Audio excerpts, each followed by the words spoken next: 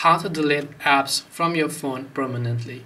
Hey everyone, welcome back to our channel. In this video we will learn how we can delete apps from our phone permanently, so make sure to watch the video till the end. To delete applications from our phones permanently, it's nothing sort of a big issue.